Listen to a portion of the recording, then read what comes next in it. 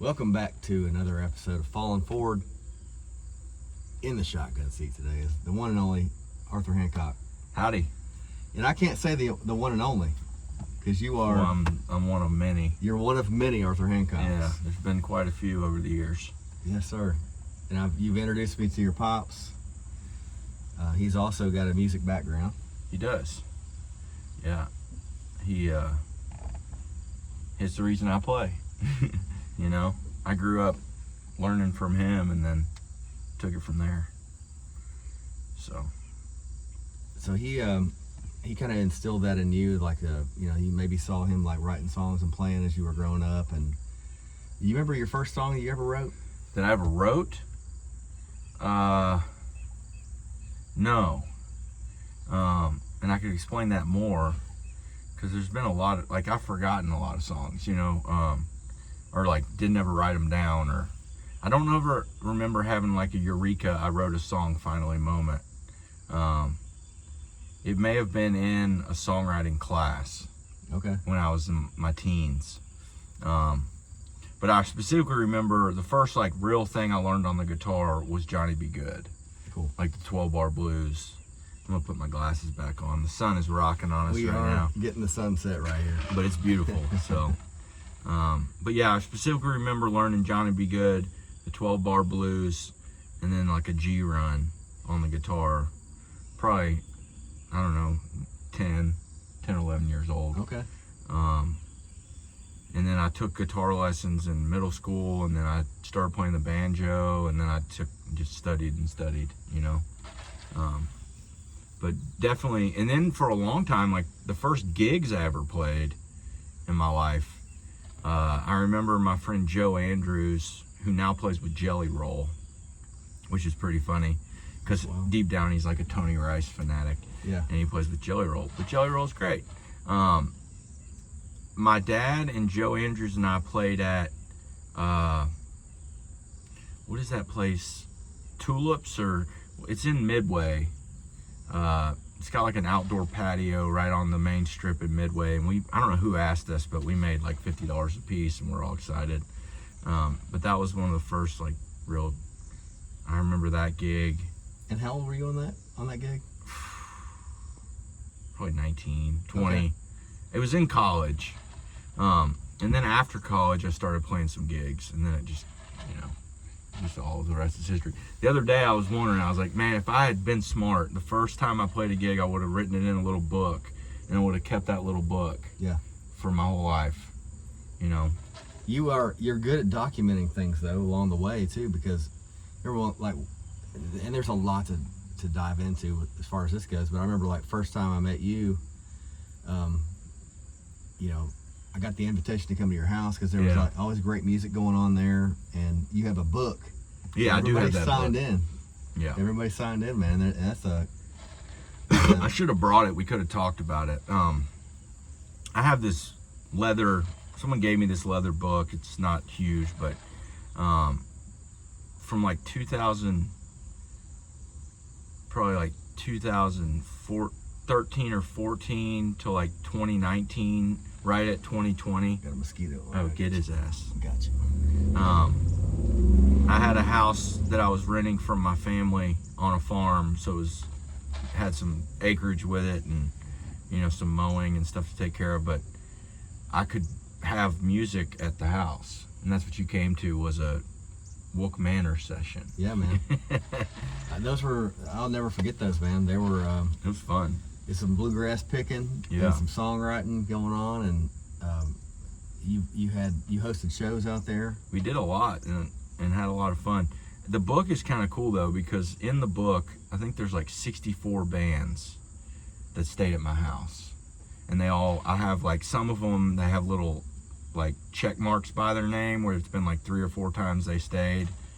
Anytime a friendly, like a band that I knew would play at the Burl or somewhere, or driving through Kentucky where 64 and 75 kind of cross, you know, there's people doing that route, and they'd stay at my house. We'd play music and document that. But like right now there's a couple, I mean, like Tyler's in the book, Sierra Farrell's in the book, and then a bunch of killer bluegrass. Like, Town Mountain stayed there a bunch. Rest in peace. Today they announced I saw that they're gonna hang it up. Oh, man, it was Just a bunch of bands. We had a lot of fun. yeah. And you've got to you've got the background, man, like where you appreciate people as they're putting their own original stuff out, and as they're coming up, and as they're offering them a place to stay and a place to play. Yeah. I remember when I was living out in Waco, Kentucky, first time I heard your voice was on Pickup Country. Oh, cool. WSKV 104.9. Yeah, because it came in clear as a bell, and I didn't have like too many stations that came in. Yeah. And I remember hearing the Wooks for the first time. Yeah. And that's what I was like. I knew you guys were playing Kicking It on the Creek. Yeah. And so I ended up like wanting to go to that, and ended up buying a Wooks hat before I even knew you guys. Yeah. Those were good days. Yeah, that was what was the transition between that first gig around 19-ish and then to starting the Wooks and that progression? It was actually, okay, let's think about this. So my friend Galen Green had moved to Kentucky to work on a horse farm, and the cups got my shadow there. It all happened kind of organically. Like, I remember I didn't play gigs. Like, I remember when we started the Wooks, I was like, and part of I was really hard on myself, like from a young age, about music. I remember my first banjo recital. I got really mad because the kid they paired me to play with was playing out of time, and it wasn't perfect, and I like freaked out. So that kind of mentality, which I now have worked out, I don't feel that way anymore, but like followed me to where like I was nervous as hell, or just like had this like vision of growing up going to see J.D. Crowe and Alison Krauss and Peter Rowan and all these people that I'd come around and seen that were like icons of the music that I was trying to play. So I never measured up to that. Like, there's no way I could, right? It just, in my mind, that was really the place I was in. So playing gigs was like, getting paid to play music was something that I felt like I didn't deserve, or like, it was just this thing. And but because the bar was so high. Yeah, the bar was so high. The people that you looked up to, the bar was so high that like you feel like until you reach that moment, you don't deserve to get paid. Yeah, or whatever it is. And I remember I finally quit. I made the mental decision that I wanted to leave the Wooks. We did a tour we were playing with the infamous String Dusters, which to many people would be like a culmination gig to go open for this great kind of band. And we traveled and we rented an RV and we busted ass to chase a bus. And I looked at the String Dusters, who were guys that I like never could imagine being as successful as, because they're so good. And I was like, well, if this tour that they're doing is like what I'm after, I don't want to do that. Yeah. I remember that vividly, because you're like traveling, eating, rehearsing, sound checking, playing, rinse, wash, it's like the same thing over and over again. And I can say that like, if I really wanted to like make a living playing music, I would have never quit the Wooks, because it was a vehicle for the music that was bigger than anything that I could create, right? Mm-hmm. And I see that a lot with like bands that break up and stuff like that. It's like, no, if you stick together, you can do something, but was there, like, tapping into that a little bit with, I think in bluegrass music there is a perfection hyper focus on perfection. It is, man. And I see that, and there's been a couple of posts that I've seen lately. Anna Blanton was one of them recently, about talking about the Creekers, how she was nervous to they had a big event with all these bluegrassers, and they played at the Osborne Brothers Festival in Hyden, which is like super traditional. Yeah, I would feel uncomfortable playing there. Yeah, it's You like know? there's something there where there's a hyper focus, like you said, on perfection. Yeah. And do you feel like maybe as time progresses that that things are adapting, things are evolving, or do you think that there is a need for a certain group of people to keep that hyper focus together? Well, I think that, so there's two ways to look at it, because like there's all these great bands that aren't the best players, but the music they create together, people are moved by it, affects people, people enjoy it, and it's a good success. Granted, I could stop this whole conversation in that, like, music in itself and its essence is the whole reason to play music, right? Like, just the act, being a musician on Earth, this rock flying through space, like, just creating that vibration of, literally and figuratively, is medicine that's been going on for millennia. So besides all the hyper competitive shit that has kind of taken over human beings, like just being, just playing at your house or at your bar, or, even if you're like I'm looking down the street at Apollo, like if that was the best gig you ever got, that's a cool gig. Yeah. You're playing music. But I think that without that, like, in obsessive compulsive, like, madness that some musicians get into with their playing, you wouldn't have the greatness that you have. That's true. You know what I mean? Mm-hmm. Like no player that is seen as like a virtuosic player of an instrument got that way without the hours. It's all it is. Yeah. It's just time. And it's just like performance. The more gigs you play, like, now I'm not really stressed out about anything we do. It's just like, oh, we're gonna play music. Yeah, and let's get into that a little bit with you and Chris Schaus. Like, Yeah. Hancock and Schaus, you guys formed that group up, and you've been playing music for. Oh, it's been like 5 years. Yeah. I went through the Wolfpen phase, and then back to Chris and I. But yeah, we do a lot of what we do is, at least I say it with Chris, and we joke about it, is like, it's a lot better than weed eating. So like if we go to some bourbon event or any kind of event, so there's that mentality you can kind of maintain that, like, I'm playing music, which is a gift, and then two, like, the amount of work necessary in the real world to generate the income that you can get for doing something well like music, it's like impossible. Yeah. I can go make a weekly wage playing the guitar, and that's a gift. It's I pinch myself too.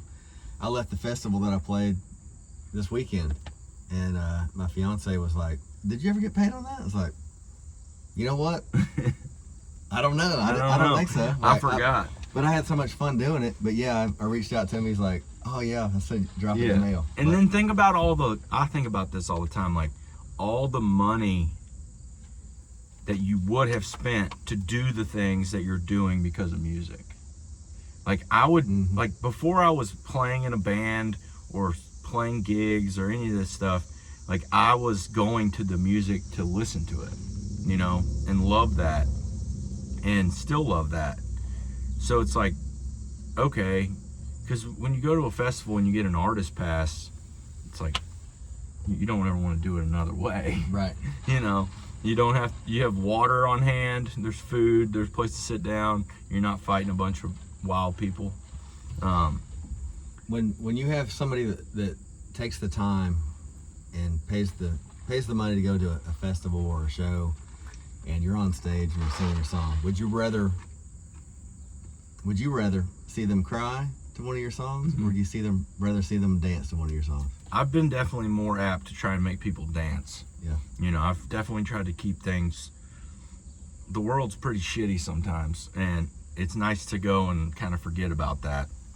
So I have a hard time, like, if you look through the music I listen to, none of it is like sad music. I've written some songs that may be saddish, but it was more of like a hyper reflection on some kind of state of being than like, you know, people want to have like, I mean, Billy Strings certainly doesn't bring you down, you know.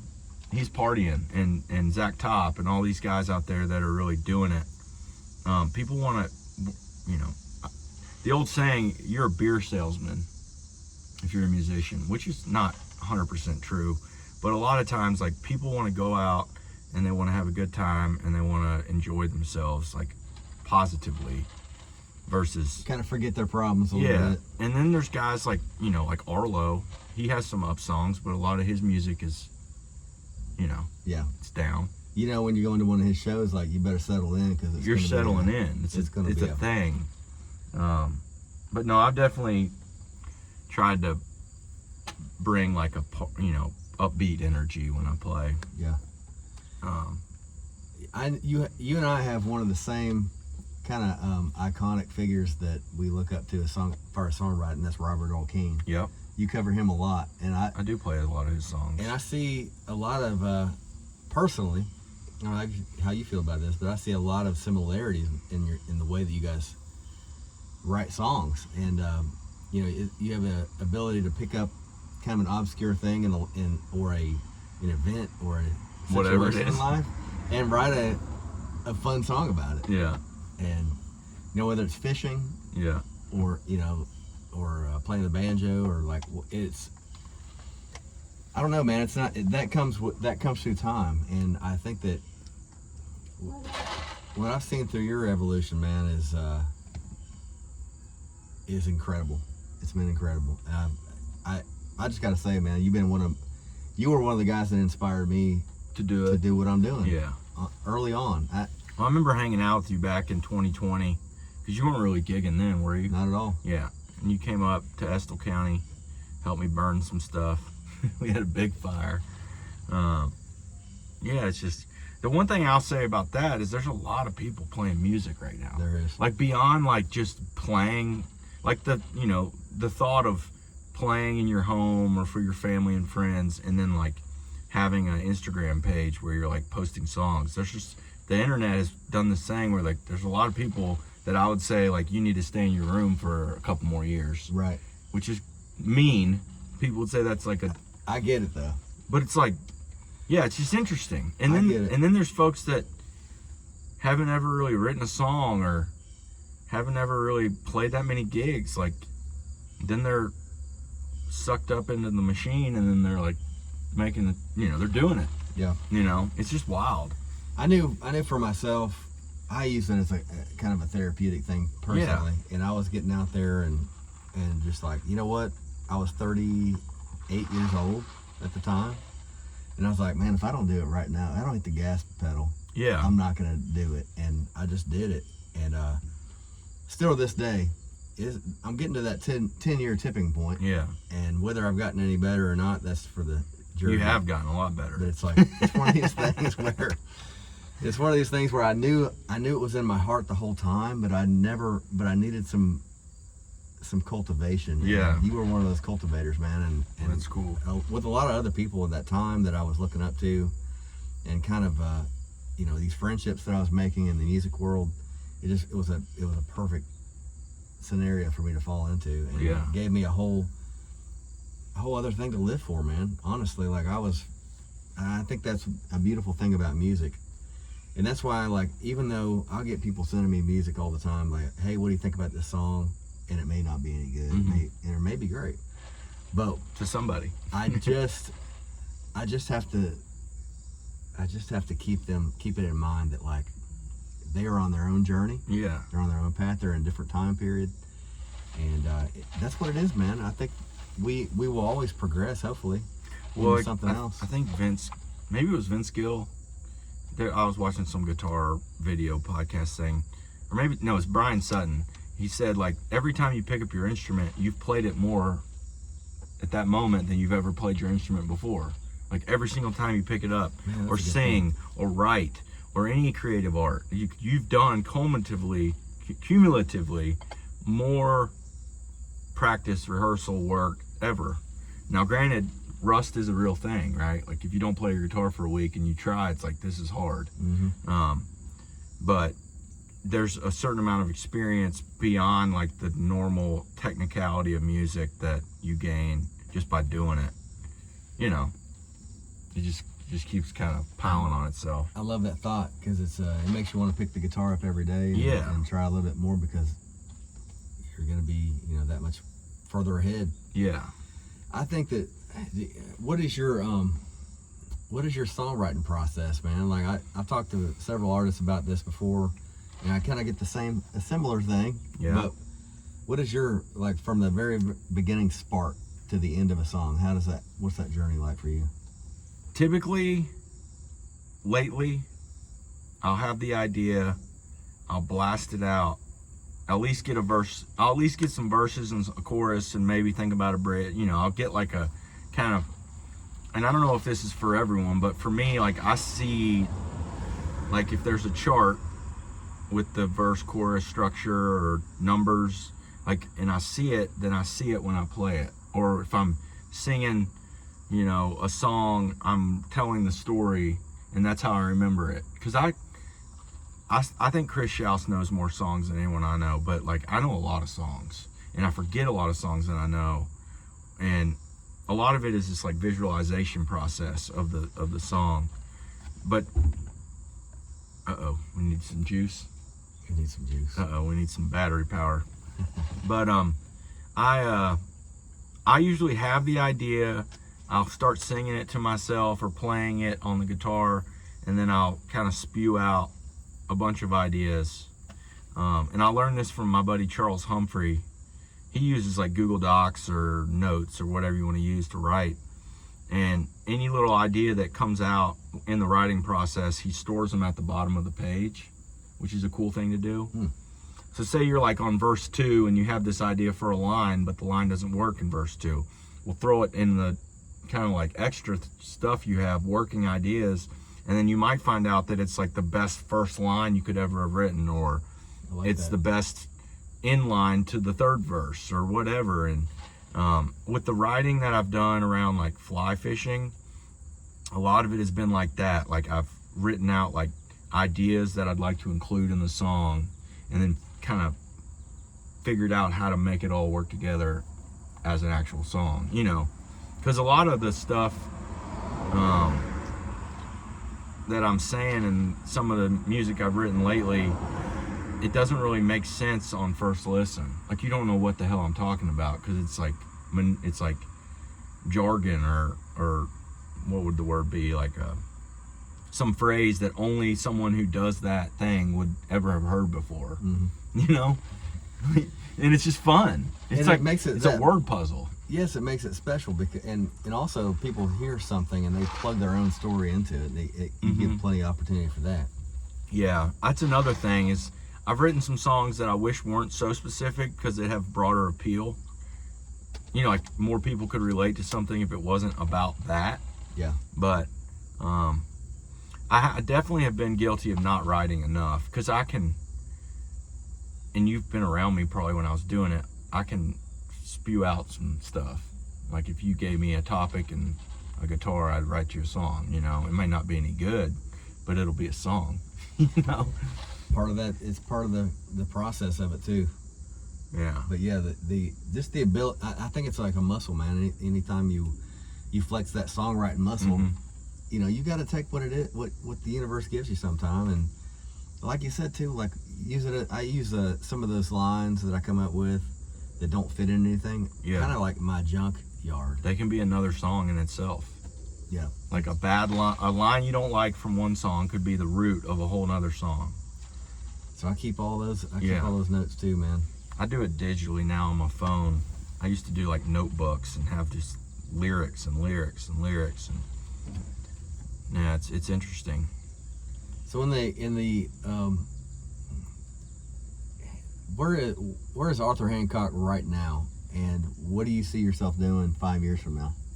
Man, I kind of gave up on the whole thing, like musically, to the point where if I can perform sometimes publicly, or be like a jammer at a buddy's barbecue, you know, I see like how much separation from the moment of music, like, so I see, and I've been through periods where music wasn't fun because I was creating, it was something bigger than just the act, right? Mm-hmm. Just the moment of the performance had much more weight behind it, in the sense of like, I had to do this thing, you know, to get to this next thing, and now, like, I don't even, and I haven't gotten like publicity on anything. I don't even really, I'll promote shows that I'm playing, but like songs that I'm writing, I'm just like, oh, let's release them in 7 days. You know, most records, they're like, we need 6 months to plan the PR push, and it's like, either the music I make isn't good to some people, and like, or some people love it, but I like all of it, you know? Yeah. So it's more like I'm just like painting to paint, with music. And, you know, luckily it's not trying to get to appeal to a Nashville executive who's like, yeah, you know what I mean? Like, and I think there's so many people that create art for that, and that's not art. No. And, you know, it's formulaic. But I do feel like, Chris and I, so it's August the 12th, and we got the next 2 weekends off, which are really exciting.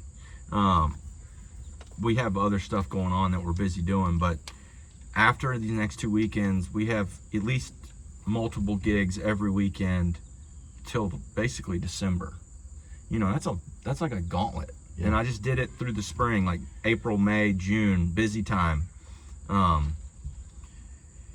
So we're just like doing, like, you know,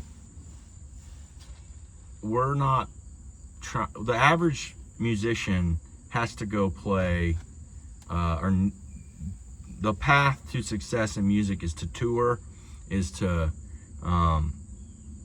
consistently play gigs where sometimes the promoter says it's a, you know, you're like, oh, I need to take this gig for this because it's going to get me this opportunity. It's like, no, man, I'm just going to like do other work, just play music and take the opportunities that are available, versus like driving to Cleveland to play for 50 people. Yeah. Even 50 people. Yeah. You know, and that's different probably than what you're doing, because you're trying to get your songs out there and do these gigs and go to these festivals and take people to Europe and do all this stuff. Yeah, you know? I'm relating to what you're saying. But you know what I mean? Yeah. Like, at the end of the day, like, if you can make good recordings, and that's like, I feel like I'm in this period where it's like, maybe when old man, someone will look back and be like, that was some good music that dude made. Some of my favorite music, like, no one listens to it on Spotify. It has like 1,000 listeners, but it's killer. And, you know, it's like, back to what I said, there's so many, it's this whole like, what's the next big thing? What's this? What's that? And it's like, man, we're not far removed from a period where bluegrass music, specifically old time, was like really important and integral in our culture. Mm-hmm. And it feels like it's been deculturalized. Like, music has been deculturalized. Yeah. Where it can't, you know, a lot of it isn't acoustic music, which has a different feel. But, yeah, like, I mean, I hear music on the mainstream radio and I'm like, this is not, I don't know, it's not for me. It's for the moment of time, for a very, very select group of people that are just in it for the party. Thanks to Buc-ee's for this Arnold Palmer on tap. We have, and thanks for the sun for blasting us right now. It's pretty epic. I'm glad I got my sunglasses. I was hoping for some cloud cover. Well, brother, we're gonna close it up pretty soon because I think my phone's gonna die. All right. But we got pretty deep there. Well, we're gonna do a part 2. All right. We're gonna do a part 2 because I think we're just scratching the surface of a lot of great things. where can people find your stuff that you're talking about personally, like where the 1,000 listens and things like that? Well, I put it out there. I use CD Baby like everybody else, or DistroKid, whatever one you choose. I release all my songs. I just did 3 singles a couple weeks ago. I've got a single coming out Friday, then the next Friday, and then also the next Friday. So I've got 6 new songs this summer. It's just, I don't have a website. I have social media. So I'm the Instabook still on Instagram, and Arthur Hancock on Facebook and all that. Are you releasing music by Arthur Hancock? Yeah. Or is it, okay. Yeah. Chris and I released an EP of 6 songs earlier this year as Hancock and Shouts, and we'll probably go back in the studio this fall.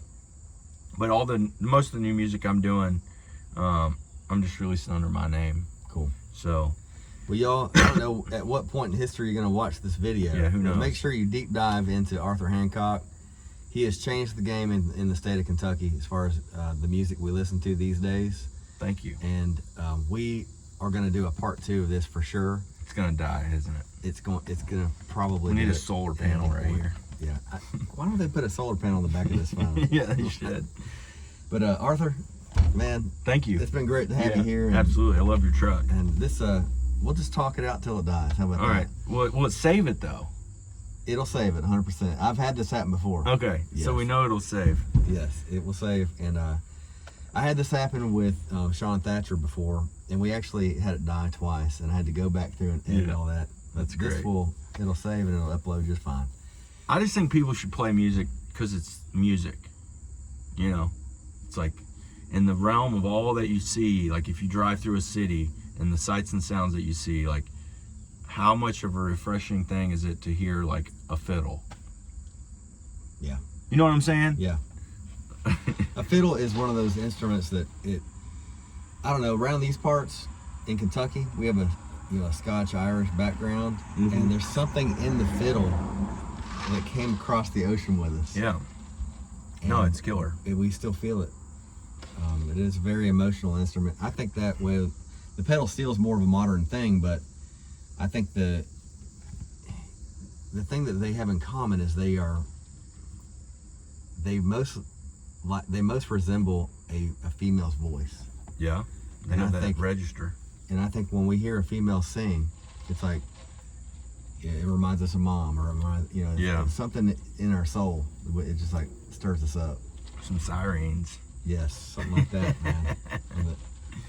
But no, what Chris and I are, like you asked me about where people can find it, just go on a little journey. I've got a few songs on there I'm awful proud of. So, what song is at the top of that list that people should listen to? Oh man, it's I need to write some more because I've got a bunch of stuff I need to get out there. I don't know, man. For anyone that's ever like drank beer and gone fishing, Wolfpin Branch is a fun song. But it's pretty specific, like I said. It's all about this one thing that's only those people can really relate to. But that's why I wrote it, for those people, you know? It's a killer song. I really like, lately most of what I've put out is like fishing music. And I really like some of those songs. But my cousin and I wrote a couple this summer. And those are coming out this coming Friday and then next Friday. One of them is called Works For Me, and another one is called Day Is Done, and I really like those songs. Those are good songs. Cool. I'm going to upload this tonight. So. Oh, and yeah. Yeah, so this week. This Friday. And even if you're just watching it for, 6 months from now, go check that song out. You've gone down the old Ford 40 Talk rabbit hole, and you see this. But those, and then Out of Mine, I think, is a good song. Either bluegrass or slowed down, like I cut it. Out of Mine brought me to tears first time I heard it, man. That's good. That's what they're meant to do. Yeah. It was Kicking It on the Creek. You were handing out, or you were selling out CDs. We sold CDs, yeah. You were selling them, and I popped that in. That was my soundtrack to leaving that place, man. And that song came on, and I was going through some shit. I know. I remember that. But that song brought me to tears, brother. Yeah. That's a good song. Yeah. But it's we'll go ahead and call it there around the 35-minute. Yeah, we'll wrap it. We'll come back and chat some more. Yes. Look for part 2 with Arthur Hancock. Make sure you give this a like, subscribe to Falling Forward. This is a 1975 Ford F-250 pickup truck, highboy, that is under restoration very slowly. Just like we all are, man. We're all a little rusty. We're all getting older, but I do appreciate this truck, and it's a metaphor for what we're doing here. We're kind of doing a restoration on ourselves as we go through, talking about songwriting, talking about our goals, talking about things we've gone through in the past that we've learned lessons from, and that's what this is all about. That's what life's all about. So, thanks, Arthur, again for coming on, brother. Yeah, good to see you. Yeah, and you all take care. Make sure you surround yourself with good people. Listen to good music. Just falling forward.